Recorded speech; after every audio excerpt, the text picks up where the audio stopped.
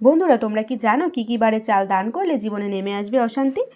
তো চলো বন্ধুরা, জেনে নেওয়া যাক। তার আগে তোমরা যদি আমার চ্যানেলে নতুন হয়ে থাকো তাহলে অবশ্যই চ্যানেলটা সাবস্ক্রাইব করে দিয়ে কমেন্টে জয় মা লক্ষ্মী জয় অবশ্যই লিখে দিও।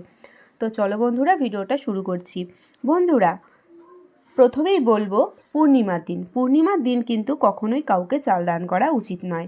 দ্বিতীয়ত হলো রাতেবেলা কিন্তু কেউ যদি আসে তাহলে অবশ্যই তাকে চাল দান করা উচিত নয়।